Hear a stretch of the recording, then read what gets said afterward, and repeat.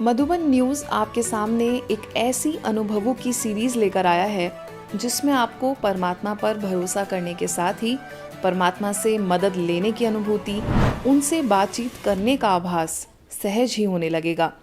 यह अनुभव आपकी जिंदगी को आसान बना देगा। इस सीरीज का पहला अनुभव आपके रोंगटे खड़े करने वाला है। यदि आपको थोड़ी सी शारीरिक समस्या आ जाए तो आपकी चिंता बढ़ जाती है, लेकिन आज बात एक ऐसी बहन से करेंगे जो हजारों घंटों से अपने पांव पर खड़े खड़े ही जीवन व्यतीत कर रही हैं। ऐसा वो क्यों कर रही हैं, आइए उनसे ही सुनते हैं। जब कोई कहता है आप कब से खड़े हैं तो मैं एक स्माइल कर देती हूँ, क्योंकि इतना सब समझाना हर किसी को मुझे ठीक नहीं लगता। मेरे लिए बैठना तो पॉसिबल नहीं है, क्योंकि बहुत टाइम खड़ी रहती हूँ। सुबह जब से उठती हूँ अमृत वेला से मैं खड़ी रहती हूँ रात के कभी 10-11 बजे तक। सोने में भी मेरे लिए कुछ रिस्ट्रिक्शंस हैं, क्योंकि मैं सीधा नहीं सो सकती। सीधा सोने में टेलबोन डायरेक्टली टच होती है सरफेस पे। पेन को टाला तो नहीं जा सकता, ये भी सच है, लेकिन सफरिंग ऑप्शनल कैसे बनाई जा सकती है उसका तरीका मुझे बाबा के ज्ञान से ही मिला। एक बार मन में कभी आता है कि काश इसकी कोई टैबलेट होती। आज तक इंडिया में सिर्फ 2 ही सर्जरीज हुई हैं। डॉक्टर भोजराज मुंबई में स्पाइन के गॉड माने जाते हैं, उन्होंने की है, जिसमें से एक पेशेंट एक्सपायर हो गया सर्जरी के बाद और दूसरा पेशेंट कभी लौट के नहीं आया। तो उन्होंने मुझे कहा कि मैं आपकी सर्जरी नहीं करना चाहता हूँ। पेन मैनेजमेंट के लिए भी मेरे लिए सुप्रीम सर्जन परमात्मा शिव ही हैं। आपने जैसे बताया कि आपको टेल बोन में प्रॉब्लम है और पिछले 5-5.5 सालों से दिक्कत में हैं आप, तो ये दिक्कत आपको शरीर में मतलब आई कैसे? आप उससे पहले अच्छे से चल फिर पा रहे थे, बैठ सकते थे, आप अपना डेली रूटीन वर्क करते थे, लेकिन ये दिक्कत आपको अचानक से कैसे हो गई? तो थोड़ा सा उसके बारे में बताइए। मैं वैसे फिट एंड फाइन थी, बट ओवरवर्किंग की वजह से मुझे अपर बैक में थोड़ा पेन स्टार्ट हुआ था। नॉर्मली पहले लोग होम रेमेडीज़ के बारे में सोचते हैं, फिर डॉक्टर के पास जाते हैं। मैंने मसाज करवाई। मेरे फैमिली में एक बड़े व्यक्ति हैं, उन्होंने कहा कि बेटा आप इनसे मसाज करा के देखो, बहुत फेमस है और इनका हाथ बहुत अच्छा है। तो मैंने मसाज थेरेपिस्ट से मसाज करवाई और उन्होंने अपर बैक का पेन रिलीज़ करते करते उन्हें लगा मेरी कोई नस दब गई है। तो उन्होंने दोनों हिप्स के बीच में पैर रख के ज़ोर से दबा दिया। जब तक मैं सोच पाती, उन्हें कुछ कह पाती कि मुझे यहाँ बिल्कुल कुछ पेन नहीं है, कोई प्रॉब्लम नहीं है, यहाँ आप ना भी करें तो भी ठीक रहेगा, उन्होंने इतनी देर में पैर रख के दबा दिया था और वैसे मेरी टेलबोन अंदर चली गई। बट मैं ये जानती हूँ कि ड्रामा कल्याणकारी है, मैं ज्ञान में पहले से थी। तो मैंने यही समझा कि हो सकता है ये मेरा कर्म भोग हो, उस व्यक्ति के साथ कुछ जुड़ा हो, वो आया तो ट्रीटमेंट करने था, उसका भाव गलत क्यों होगा? जो वो इतने लोगों को ठीक करता है, मुझे क्यों खराब, मेरी बॉडी को क्यों कोई प्रॉब्लम में डालेगा? इसलिए मैंने इसको कर्म भोग मान लिया। और शायद जैसे कहते हैं बीमारियां खत्म होने से पहले ऊपर निकल कर आती हैं, तो वैसे कर्म भोग भी खत्म होने से पहले ऊपर निकल कर आते हैं। हमारा ये अंतिम जन्म होगा और इस कर्म भोग को ख़त्म करना, चुकतू करना ज़रूरी होगा। तो ये मेरे साथ तब आया जब बाबा मेरे साथ थे। अगर बाबा मेरे साथ नहीं होते और ये कर्म भोग आता तो मैं कितनी विचलित होती, कितनी परेशान होती, पूरी फैमिली को परेशान कर चुकी होती अब तक। बट आई एम हैप्पी कि बाबा के साथ रहते रहते मेरा ये कर्म भोग भी चुकतू हो जाएगा। बहुत ही इंस्पायरिंग जर्नी है आपकी। एक सवाल और करना चाहूँगी आपसे। आप जैसे अभी 5-5.5 साल का सफ़र छोटा नहीं है, बहुत बड़ा है। आपको शुरुआती दौर में बहुत दिक्कतों का सामना करना पड़ा होगा। जिस वक्त आपको पता लगा कि ये दिक्कत आई है, उसके तुरंत बाद जैसे पहले भी आपने एक मेंशन किया था कि कुछ समय के लिए बेड रिडन आप हुए और कुछ समय के लिए आपने स्टैंडिंग में स्लीपिंग, आपकी जो स्लीप थी वो भी आपको स्टैंडिंग ही करनी पड़ी। वो कैसे आपने मैनेज किया? ये सोचना भी थोड़ा सा एक नॉर्मल व्यक्ति के लिए थोड़ा सा मुश्किल हो जाता है कि अगर हम इमेजिन ही करें कि मुझे ज़रा एक एक्सपेरिमेंट ही करना है, तो वो भी बड़ा एक ताजुब की बात है, हम कर नहीं पा रहे हैं। आपने उस चीज़ को जिया है, थोड़ा उसके बारे में बताइए।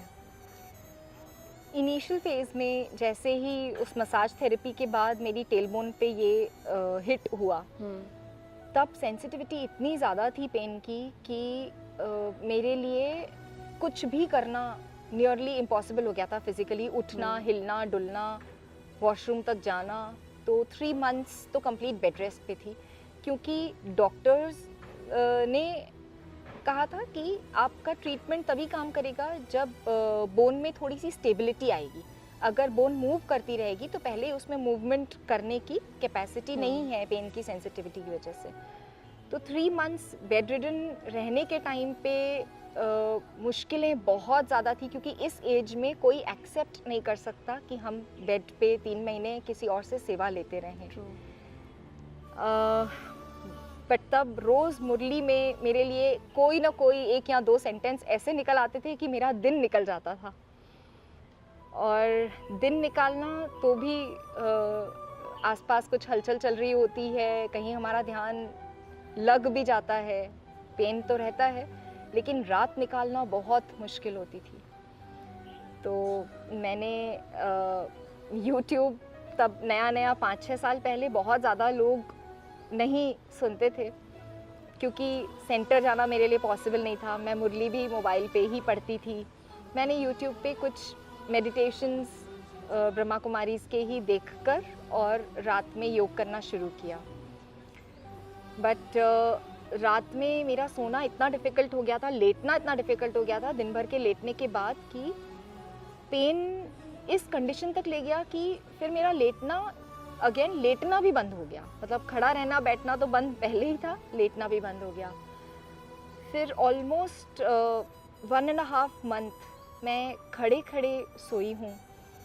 मतलब वॉल के सहारे बस एक पैर टर्न करके वॉल पे टिका के खड़े रह जाती थी। पेरेंट्स को तो बहुत तकलीफ़ होती थी अपने बच्चे को ऐसा देखने में। तो कुछ ऐसा अरेंजमेंट हो गया कि मेरा रूम सेपरेट हो गया।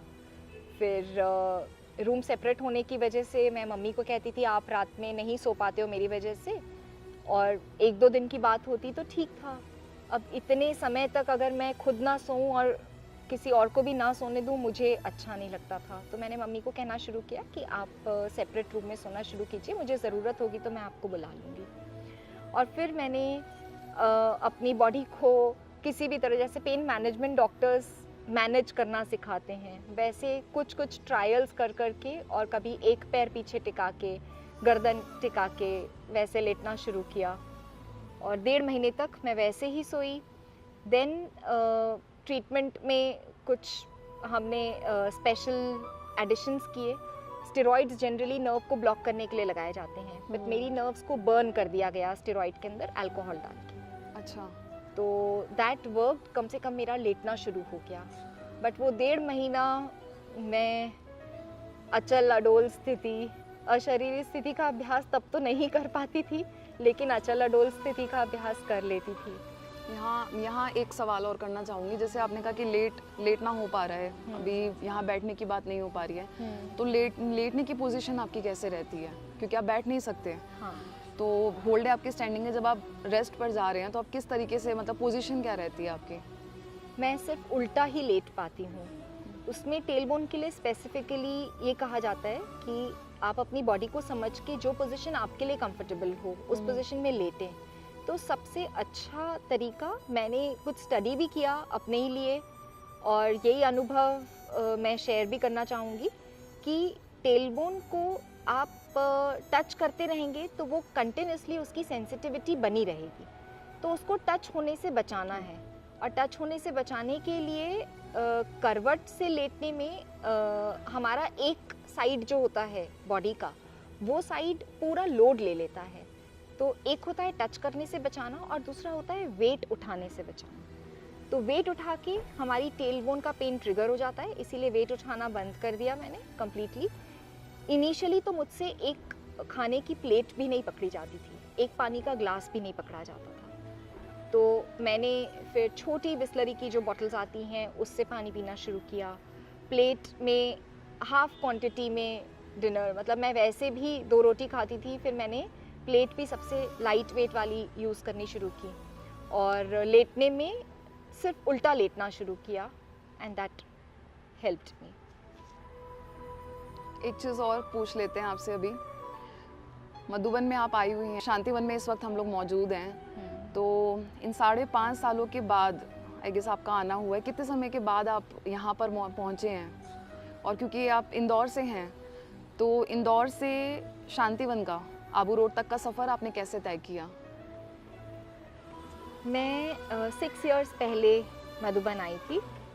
मैंने तब संकल्प किया था कि नेक्स्ट टाइम मैं बाबा मिलन पर आऊँगी। तब मैं आर्ट एंड कल्चर विंग की कॉन्फ्रेंस में आई थी और संकल्प था, लेकिन ड्रामा में नहीं था शायद, तो ये प्रॉब्लम होने के बाद मैं ट्रैवल तो बिल्कुल नहीं कर सकती थी। तो ये पूरे 6 साल मैंने ट्रैवल किया ही नहीं। एट द मोस्ट कहीं ट्रीटमेंट के लिए दिखाने भी जाना होता था तो मुझे फ़्लाइट से जाना होता था, और माउंट आबू के लिए डायरेक्ट फ़्लाइट इंदौर से नहीं है, तो उदयपुर या अहमदाबाद तक आप फ़्लाइट से आकर यहाँ बाय रोड जर्नी करनी होती है, इसीलिए इतने टाइम तक मैं नहीं आ पाई। लेकिन संकल्प था कि बाबा मिलन में आना है। तो अभी इतने टाइम में बॉडी में रेजिस्टेंस इतना आ गया था कि मैंने सोचा कि 2 आवर्स की जो जर्नी है उसके लिए मैं अगर कोई सोल्यूशन निकाल लूँ कि किसी इजी तरीके से मैं यहाँ बाय रोड जर्नी कर सकूँ, तो मैं प्लान कर लेती हूँ। मैंने ट्रेन जर्नी तो उल्टा लेट के ही कर ली, मैनेज कर ली। और रोड जर्नी के लिए जो स्मॉल बसेस होती हैं, tempo travellers, van kind of buses, उसमें हमने अरेंजमेंट किया था हमारे ग्रुप का। तो उसमें मैंने खड़े खड़े ही वो 2.5 आवर्स की जर्नी जो है वो क्रॉस कर ली और मैं मधुबन आ गई।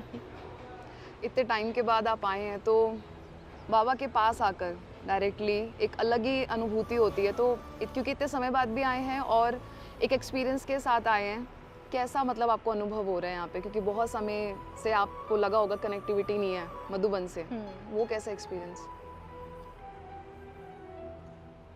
मैंने जैसे ही यहाँ फर्स्ट स्टेप नीचे रखा, मुझे लगा मेरी बॉडी का ही नहीं, मेरा सारा बोझ उतर गया। That was the best feeling. मतलब एक डीप ब्रेथ ली, और बोझ वैसे लेने की आदत नहीं है, बट जैसे मैंने कहा कि पेन इनएविटेबल है, तो पेन के साथ पेन को भी उतार देना ये मेरा एक्सपीरियंस मेरे लिए भी बहुत नया था। मुझे जैसे ही मैंने बस से नीचे कदम रखा, मैंने सोचा मैंने पेन को उतार दिया है, खुद को तो उतारा बाद में होगा, पेन को पहले उतार दिया है और बाबा को दे दिया है। That's very nice. One more thing I need to ask, आपने बताया आप वर्किंग भी हैं, तो आप अपना ऑफिशियल वर्क कैसे मैनेज करते हैं? आप घर से ही करते हैं या फिर आप ऑफिस जाते हैं? बाबा का ही ऑफिस है मेरा। बाबा ने मुझे एक पर्सनल ऑफिस दिया है, और ऑफिस में मैं स्टैंडिंग, फुल टाइम स्टैंडिंग ही मैनेज करती हूँ। तो मेरे स्टाफ को हैबिट हो गई है। नए स्टाफ मेंबर्स आते हैं या कुछ लोग आते हैं जो सोचते हैं मैम बैठेंगे तो हम बैठेंगे, तो मैं उनको पहले ऑफ़र कर देती हूँ आप बैठ जाइए, मैं थोड़ी देर में बैठ जाऊँगी, अभी थोड़ा सा खड़ा रहना प्रेफर कर रही हूँ। कुछ लोगों को समझ में आ गया है धीरे धीरे कि मैम को कुछ बैक प्रॉब्लम है, इस वजह से वो खड़ी रहती हैं। और नील डाउन होकर मैं कई बार, जैसे खड़े खड़े अगर लेग्स में पेन बढ़ जाता है तो मैं नील डाउन होकर वर्किंग करती हूँ। मुझे पर्सनल वर्किंग जो भी करनी है, लैपटॉप पे काम करना है या पेपर वर्क करना है, तो मैं नील डाउन होकर मैनेज करती हूँ। मतलब I avoid straining my tailbone completely. मैंने कई तरीके की चेयर्स, मैं इंटीरियर डिज़ाइनर हूँ तो फर्नीचर डिटेलिंग मेरा कोर वर्क है। मैंने अपने लिए कई तरीके की चेयर्स बनवाई, कुशन्स बनवाए। कुशन्स रेडी मार्केट में मिलते हैं, coccyx bone, tail bone cushions नाम से मिलते हैं, बट समहाउ अब कोई भी चेयर मुझे सूट नहीं कर रही है, इसलिए मैं नील डाउन होके काम करती हूँ। बैठने का काम जितना होता है नील डाउन होके करती हूँ। तो ये थी हमारे साथ भूमिका बहन जो इंदौर से आई हैं और काफ़ी वक्त के बाद आई, तो हमें जानने को मिला कि एक तकलीफ़ से ये गुज़र रही हैं। तो हमने सोचा कि आपके साथ इनकी स्टोरी शेयर की जाए, ताकि आप भी देखें कि बाबा की मदद से बड़ी समस्या में बाबा किस तरह हमें सॉल्यूशन देते हैं, हमें जीवन जीने का नया तरीका मिलता है, जीवन जीने की नई राह मिलती है। और आपने इंटरव्यू के दौरान देखा ही होगा कि इनके चेहरे की मुस्कान, इनके बात करने का तरीका, कहीं से दूर दूर तक ये नहीं हमें लगा कि ये बहन बैठ नहीं सकती। आप सोचिए कि दिन भर की दिनचर्या में बिना बैठे अगर कोई भी अब कार्य अगर हमें सोचना भी पड़े तो हमें कितना ज़ोर डालना पड़ेगा अपने दिमाग पर कि ये कार्य खड़े खड़े कैसे किया जाए। लेकिन इन्होंने पिछले 5 - 5.5 साल से यही लाइफ जी है, और बाबा के साथ, बाबा की मदद के साथ और आज हमारे सामने ये सैंपल के रूप में मौजूद हैं। तो हमें लगा कि इनकी स्टोरी आपकी लाइफ में भी कुछ ना कुछ बदलाव के तौर पर या परिवर्तन के तौर पर आपको इंस्पायर ज़रूर करे। ऐसी और भी तमाम कहानियों के साथ हम आपसे जुड़े रहेंगे और आपको दिखाते रहेंगे आपके अपने मधुबन न्यूज़ चैनल पर। यदि आपके पास भी परमात्मा प्यार के कुछ ऐसे अनुभव हैं तो आप हमें 6376767376 नंबर पर संपर्क कर सकते हैं और हमें ईमेल भी भेज सकते हैं।